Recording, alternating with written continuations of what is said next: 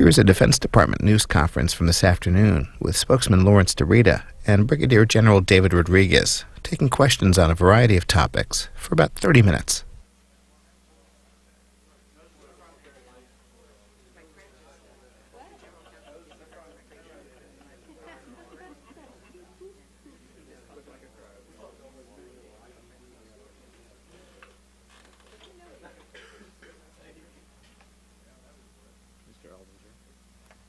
Well, good afternoon. Obviously, we were pleased this morning that the President came by and I think received a couple of good updates, one on the tsunami activity that's going on with the countries involved and with the United States assistance that's going on out there. It was a good update for the President, I hope. He also received a briefing on the global war on terror, and I think he spoke a little bit about it before he departed the building. I also want to draw attention for reporters that may not have seen it to General Batiste's brief this morning, and if you didn't get a chance to see the brief, I would encourage you to look at the transcript. He put out some very useful information regarding activities in Iraq in his area of responsibility, particularly with respect to the development of Iraqi security forces and preparations for the Iraqi elections, which are coming up in just a few weeks, and everybody's getting ready for that. And General Rodriguez, do you have any comments? If not, we'll be happy to just take some questions. Larry, has the Pentagon received a formal request, formal advisory from the Indonesian government that U.S. military aid workers need to be out of the country by the end of March?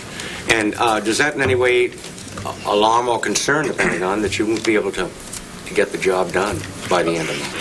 No, we haven't got an official thing. We obviously saw the Vice President said something about that, the Indonesian Vice President. But the bottom line is we're there to support the host nations and do the relief efforts as best we can to help relieve the suffering of all the people in that region. We're going to continue to do that until our capabilities are no longer needed, and we'll continue to coordinate with host nation, with the UN, and the relief organizations to support that effort. On a related topic, Lincoln leaving the Indonesian waters, can you discuss why that happened? It's been reported that they were denied authority to fly in the Indonesian airspace from the carrier. The carrier is, first of all, the focus is the relief efforts, and that's what we're doing. And we continue to coordinate with the host nations. In this case here, this is a flexible force that does a lot of things. One of the things they have to do is maintain the readiness of the air wing. And what that does, and we do it everywhere, very, very sensitive to all the host nations everywhere. When we do that, we move some distance away to get into the wind and get in the proper position so we can do those air operations. That's what they're doing, and the commander is very comfortable with what they're doing. And he's also very comfortable with all of the opportunities that the Lincoln Battle Group has to conduct its mission, which is humanitarian operations. They have all of the continuing it will continue. Absolutely, yes. Just moving to conduct flight operations for training and readiness. They have to keep that air. Permission to fly fighter aircraft in Indonesian airspace? I don't specifically know that. I do not know that. But Admiral Farrago spoke to this morning. He's quite comfortable. He feels very good, as does General Blackman, about the cooperation and interaction that they've had with the host governments who have been providing all of the access needed for the humanitarian operation, and we're working very closely with those host governments. So Admiral Fargo, this is a non-issue to Admiral Fargo, and I believe he's quite comfortable with the mission he's been assigned in assistance to these countries. So, Nick. Larry, Human Rights Watch has published a new report and called for a special prosecutor to be appointed to investigate the Abu Ghraib prisoner abuse scandals, and its spokesman has said that the abuse of prisoners is the predictable result of an environment created by a series of policy decisions taken at the highest level. Would you care to respond to that? Well, I think out of a dozen investigations, there have been 8 or 9 reports come out, none of which have made that same conclusion. In fact, the reports that have looked at policy have concluded that there is, in fact, no policy of abuse. The Schlesinger panel found that. The Kerr and Fay Jones panel found that. Admiral Church is about to wrap up his investigation, and he will conclude the same thing. So it's factually incorrect what the individual may have been saying, and I didn't see the announcement. This has been investigated from a variety of different perspectives: military intelligence, military police, reserves, special operators. We have a number of, I think there have been something on the order of 4 or 5 dozen criminal referrals already. There continue to be investigations of specific allegations, and there will be more investigations and more announcements of possibly criminal or administrative proceedings. So there's been an awful lot of investigation into this. There will be more. There will be more announcements to be made. But I think the nub of the complaint is that this is self-investigation, and what they're saying is we need a genuinely independent investigation. Look, the United States military conducts criminal investigations probably on the order of tens of thousands a year. And there's a process for that. There's an entire court system established for criminal investigations within the United States military. There's a statute called the Uniform Code of Military Justice that provides for investigatory authority. There's an entire process that includes the ability for sort of grand jury type investigations to take place, known as Article 32. There's a very sophisticated, very time-tested, very effective investigatory capability within the United States military. As I said, there are probably, I'm sure this number is very low, more than 10,000 criminal investigations performed every year in the United States military. Would this building oppose a special independent civilian prosecutor looking into the overall situation? I'd rather not discuss hypotheticals, but I can say that it's not necessary. What do you have? A couple questions on Indonesia and one on Iraq. Do I understand you to say this thing with the Lincoln moving off, the way it works is Lincoln's there providing humanitarian relief, lots of helicopters coming and going, they need to do some training. They couldn't get clearance for the airspace that close to land, so they moved out further. They can still reach land with helicopters, so it's no issue. Yes. Okay. And I would qualify it modestly by saying you said they couldn't get clearance, which implies something like permission being sought and not received. That I don't know if that's accurate or not. The fact is, the battle group commander is comfortable with the airspace management that he's using to conduct training in one hand, which has nothing to do with humanitarian operations, and with all of the access that he needs to perform the mission of humanitarian operations. So. Question about the policy with regard to Marines being armed when they're doing this kind of work. Could you explain where they are allowed to carry arms, where they're not, and why you guys are comfortable with that, especially in a region that does have some terrorism-related violence? Yeah, we're not going to talk to specific force protection measures, but make sure everybody understands here. Our troops are trained, they're prepared, and they're well equipped to defend themselves if necessary, and that PACOM and all the military forces over there are cooperating with coordinating with the host nation's forces to maintain the appropriate security level. And then just a quick Iraq one. There was attacks overnight and this morning on Ayatollah Sistani's, 2 of his top lieutenants. He's obviously a critical figure in Iraq. Is the United States doing anything to step up security around Najaf or do anything to reinforce his personal security? No, just to continue the offensive operations to reduce the effectiveness of the insurgency. Thanks. What can you tell us about the position of the Undersecretary for Acquisition, Technology and Logistics? Does Mr. Wynne plan to leave now that it appears that his nomination is not going to be renewed? And do you have any thought on any possible successors, possibly from inside the building? Well, when we have something to announce on that, we'll be sure to announce it. But I'm not in a position to discuss Mr. Wynne's plans, and again, we just don't have anything to announce. But we tend to announce these things in good order when there's been decisions made, and there's just no decisions made. Mr. Wynne's the acting undersecretary by virtue of his current position as the principal deputy in that component, and he's doing that job. Yep. An inauguration question. What beefed up security around the Washington area is the military planning over the next week? There's been some Stinger Avenger units in the area, and it's not unprecedented for you guys to talk a little bit about that. And who would have responses? Is this a NORAD mission over the sky over Washington? Can you just flesh this out a little bit? For the inauguration, we're not the lead federal agency, but we're supporting this request with security forces and medical forces and that type. And for the specifics of your question, you'd have to get with the Military Coordination Committee, who's working that with the lead federal agency. And NORAD is our supported commander in the military. Let me add a quick non-number budget question on the supplemental. Non-number budget. Yeah. What's the thinking in the building about blending a tsunami relief supplemental with an Iraq supplemental, all kind of one global bill? Is that being considered? I don't know. I know that there's been some kind of moving funds around the current authorities in order to sustain the operation as it stands, and as the needs are developed and we have a better feel for it, we'll, if there's additional authorities needed or additional money needed, we'll certainly ask for it. But I couldn't answer your specific question as to whether it would be part of an 05 supplemental. Just don't know. Hey, Brent. Larry, yesterday, Secretary Powell said that in an interview that Iraqi forces by the end of 2005 should be able to assume much more responsibility. He said we should start seeing U.S. numbers going in the other direction. Today, General Batiste painted a pretty glowing picture of the Iraqi forces he's working with. Judging overall across Iraq, are there benchmarks for U.S. pullback by the end of 2005 in this building? Let me make a general comment, and if General Rodriguez has anything to add. First of all, to describe General Batiste's comments as glowing is your word. He said some glowing things. He said things. You are describing that. Secretary Powell's, there's no timeline against which decisions are being made with respect to the force levels in Iraq. It's situation dependent. The commanders assess it regularly.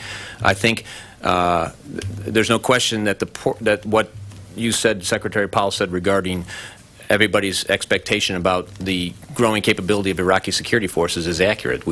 General Batiste spoke about that in his own area of responsibility, the growing capability of those security forces, and that's pretty much the case around the country. But there's no timeline against which decisions are being considered with respect to U.S. forces in the country. Isn't it fair to assume that as the chart goes up for Iraqi forces, that the chart starts going down for U.S. forces? Well, again, the chart has in fact been going up for Iraqi forces, and U.S. forces have been what they have been, which is up, down, and I wouldn't want to handicap some relationship between those two graphs. But again, it's not timeline dependent; it's situation dependent, and as the commanders assess the progress of Iraqi security forces, they'll make recommendations on force levels. Anything you want to add? And just to make sure, besides just the two lines you're talking about, that they're also the insurgency and the level of violence and stuff that's in that equation and everything, which is also linked to many things as far as governance, infrastructure development, all that. So it's a pretty complex thing. So it's not nearly as simple as just the two lines going up at that. Larry, piggybacking on that, when the force levels go down, are we talking about the force levels going down from the 150, the enhanced presence, or the regular force that has been on the ground in Iraq? I'm not talking about force levels going down. What I'm talking about is that the commanders will assess the forces that are required and make recommendations on that basis. At the moment, we are at or on our way to about 150,000. How long that will be the required level, time will tell. Amy. Larry, regarding the leadership here at the Pentagon, some of which is turning over with the inauguration of the president coming up, can you give us some idea of what kind of strategy Mr. Rumsfeld and the president are going to take with regard to filling those positions as quickly as possible? Specifically, do you think the sort of business skills that were sought 4 years ago is still one of the forefront of skills being sought, or do you think maybe there's more of a focus on operational issues and things like that given the war?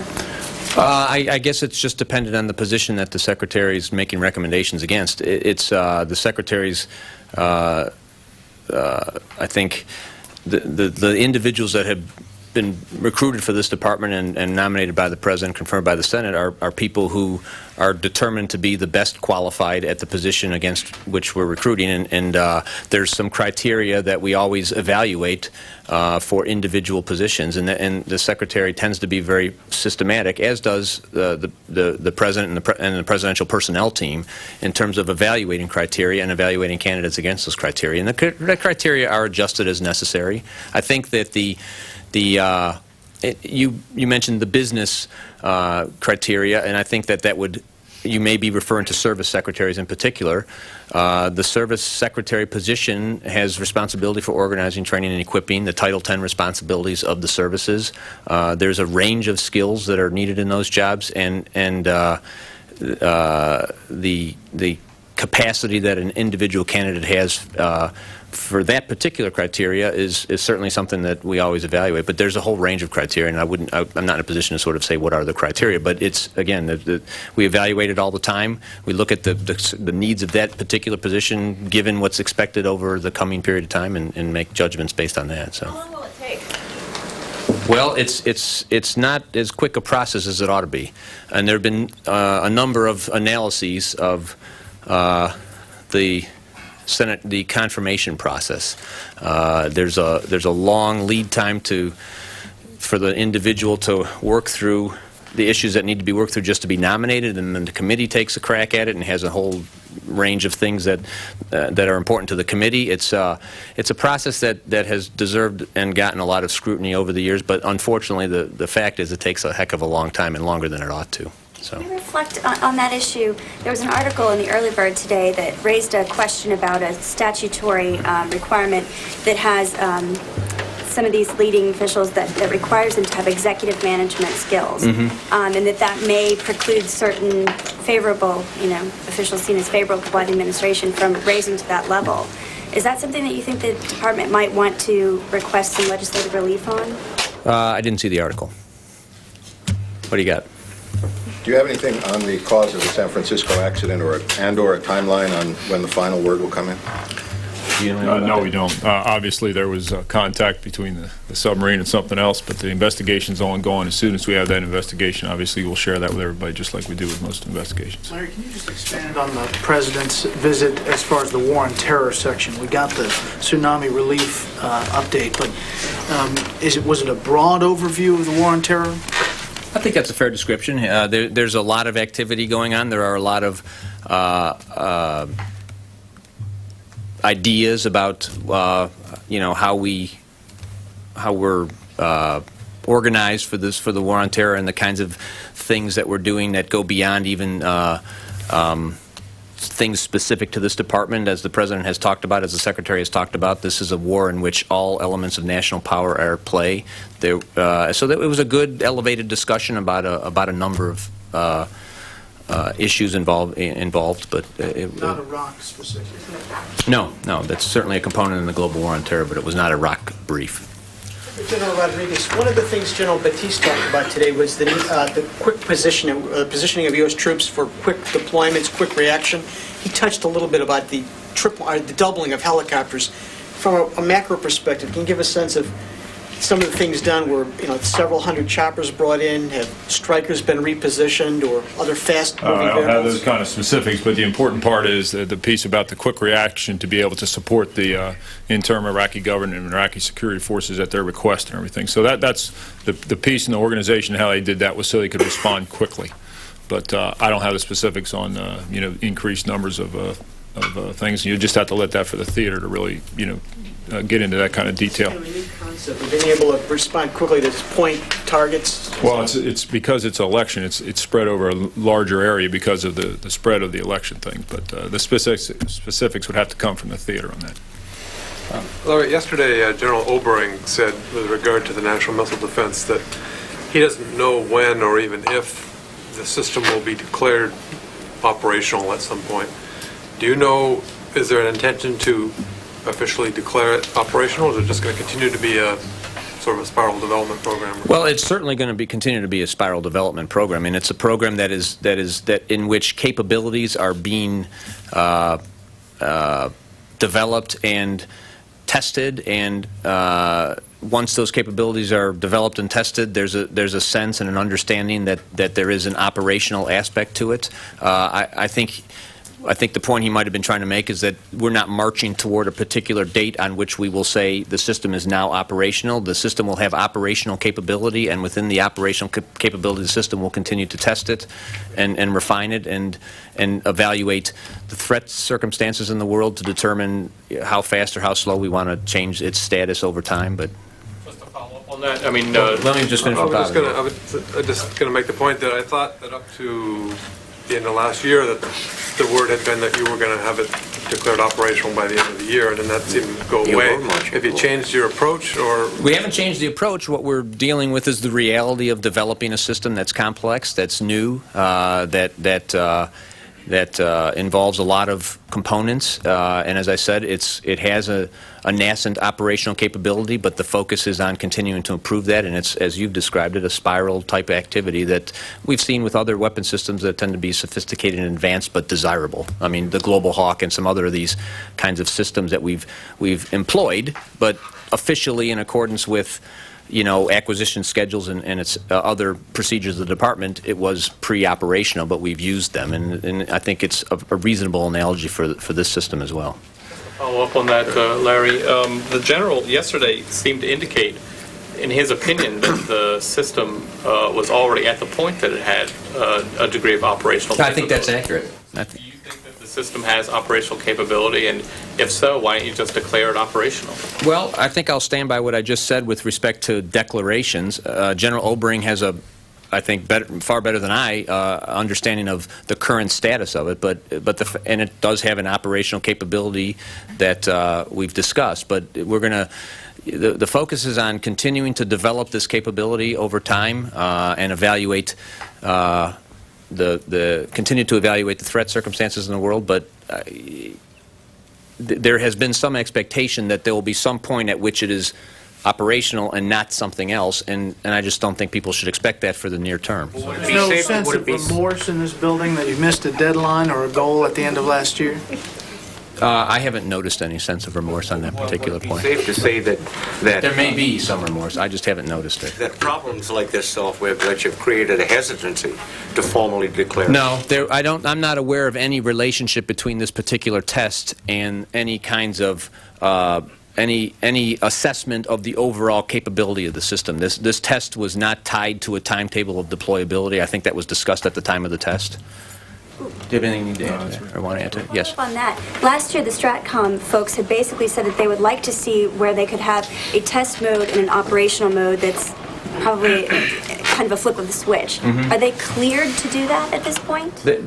I think that's a notion, that's a model. But it's driven in part by the capabilities of the system and the various rules that would be established for the use of the system. So I wouldn't think it would be the best way to think about it as an on-off type situation. I like the way I described it, and I'm not sure I want to improve on it. New topic, how about that? Somebody told me if I said new topic, it ends the discussion. Oh, that's you guys. How can you be so What do I get to do? This system, you said, has a nascent capability. It has not had a successful flight test since before December of 2002. I mean, why? I go with the evaluation of the technical folks, and General Obering, being the director of the program, has made that assessment that it does have a certain capability, but it's one that we're going to continue to try and improve upon. So you're confident this thing could hit a North Korean missile coming in? I'm confident in what I said. Well, that's so eloquent, but it's not informative. You've probably gotten used to that by now, haven't you? Today's especially good. Could you give us an update on General Luck's mission? Is he there now? Has he begun his review? I don't know if he's there. Yes, he has arrived. There we go. Okay, you have anything He just began. He just got there, and he's just started his mission. Good. Is there any schedule as to when he's going to report back at this stage? We estimate he'll be back in a couple of weeks, but as far as the report, I don't know that information. Larry, the other day, the Secretary said... give somebody else a chance. And we'll just same topic. General Luck, the other day, the Secretary said it was over security in Iraq, not security forces. Was that a misstatement? Or? I would just call that a shorthand for security forces, because that's certainly what he intended to say. I have a follow-up on the budget, this time with a number. The original plan was February 7th for release. Is that still a firm date, or? It's not a decision that comes out of this department, so I couldn't say. Okay, it's the President's budget. Okay, you haven't heard of any changes or anything? It's the President's budget, and he'll submit it when it's ready. Okay. Will you all have the usual briefing here? Yeah, we'll do it. When it's appropriate to do so, we'll discuss it and talk about what the key elements of it are and what the general thrust of it is. I think we've even discussed a little bit of that, just the general thrust of things. Can we get a copy of General Luck's mission statement, the tasking letter that he got that describes what it is that he'll be looking at? I don't know. What he's done is develop his own concept of what he's working on based on his discussions with the chairman and the secretary and perhaps other commanders in the region. I don't know if that's something we would release, but we might be prepared to talk about it more until I haven't seen it. So it would be great to see that. You would, wouldn't it? Yeah. Maybe we have time for one or two. Do you know when the Church report, the Jacoby report, and the Formica reports will be released? I do not. I know that the Formica report is more or less complete. I understand General Casey has concluded his review of it. There's been one briefing of it provided to the Secretary within the last few days. We're developing some final, General Formica and the Joint Staff are developing some final pieces of that report. And when we've got something to discuss, we will. But it's getting close. I would say it's very close. It's the same with Admiral Church. His preliminary report was distributed around the department for people to comment and evaluate and make sure. He was very eager to get people who have maybe a different slice of it to weigh in. I think that process is complete, and he's trying to assemble his final conclusions. It's important to emphasize that his final conclusions will be final conclusions of what he looked at, but I think we've tried to be very clear that we expect that there will be further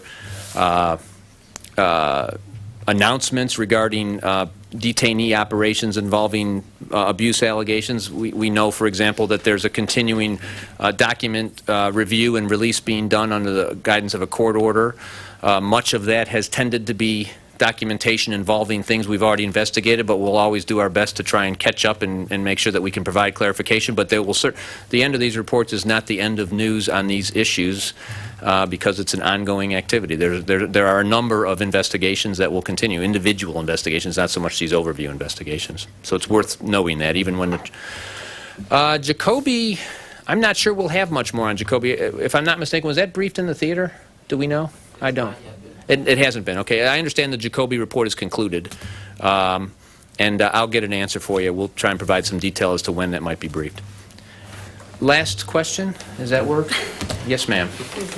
Larry, you'd mentioned that it seems like there's not a connection between the test in December, the missile defense test, and any either decision or backing away from a 2004 operational date. Was there anything else that contributed to the fact that we didn't hear that the system is operational at the end of last year? Was there another factor that contributed to backing off of that? I'm not sure I accept your characterization that we don't care. This is an important system. I didn't say you didn't care. I thought you said that. Maybe I misunderstood you. What did you say? Didn't declare, maybe? I'm sorry, I just didn't hear. Didn't declare. We know you care. That's the reason you didn't declare, because you don't. Well, again, the test was not related to that. The test was a test to test various things. I think we discussed it in detail, not necessarily General Rodriguez and I, but there were briefs provided for it. And I guess your question was there other factors that had to do with the fact that there wasn't a declaration of some sort of operational capability? I don't think that the goal was ever that we would declare it was operational. I think the goal was that there would be an operational capability by the end of 2004. I thought that was always sort of the stated goal. That we would declare something? It was early defensive operations. That we would declare something, or well, they may have had some internal milestone of their own. An announcement made. Understand? There may have been some internal milestone for the Missile Defense Agency, but the objective that has been set as a matter of national policy, as expressed by the President of the United States, is that a desire to have an operational capability by the end of 2004. We haven't made a declaration that we are now hereby operational. I don't know that such a declaration will ever be made, but we have a nascent operational capability that is what I've described and what General Obering apparently talked about yesterday, and we'll continue to improve upon that while we mostly focus on testing and evaluation of this system. So, I just don't understand how you can say the two issues are not related. What two the simple issues? fact is, you fail, the issue of whether or not you declare this thing operational and that test. I mean, the fact is you failed to shoot down a missile. Had that been a Korean missile headed for L.A., as was described when we did that test, what I understand is that had that been an operational exercise, the intercept vehicle, the intercept missile, having failed, would have rolled over to another interceptor. There are now more than one interceptors in the ground. The system was not configured for that operational mode. If it had been operational, it would have, in theory, again, things fail, but in theory, operationally, it would have said, not ready to go, it rolls to the next missile, which is a common practice for these kind of missile systems. that the department said that the end of December, or MDA said at the end of December 2004, there would be an operational capability. I don't know. Somebody else said that. I didn't say that. It was December 2004. Is there or is there not an operational capability? I think I just don't need to expand on what I've said. We can go back, and there's a transcript of this by tomorrow, and you can look at exactly what I said, and I doubt I can improve upon it. Well, you used the term nascent capability. Right. Is that nascent capability satisfying national policy as stated by the president? The system is what it is, and it will get better over time. And I know that there's a desire, because it's typically the way acquisition systems work is 20 or 30 years ago we come up with an idea, and 20 or 30 years later you have an operational capability. We've decided to take a different approach on this, as we have with other systems, which is something known as, I think somebody said, spiral development. You'll have some capability. It's limited. It's not what everybody wishes it may be, perhaps, but some capability exists while you continue to improve upon the capability of that system. I think that's exactly the way this system currently stands. Some capability exists. It will continue to improve as we continue to test it, and the testing is, at the moment, a higher priority. Is this system ready to go now? In the I just have sense that nothing if more a to say on missile it, is Charlie. fired at it, you can fire back. You go to war with a missile defense. That's perfect. I'll stop there. Thank you very much. Thank you. I couldn't resist. That's what I mean, you know.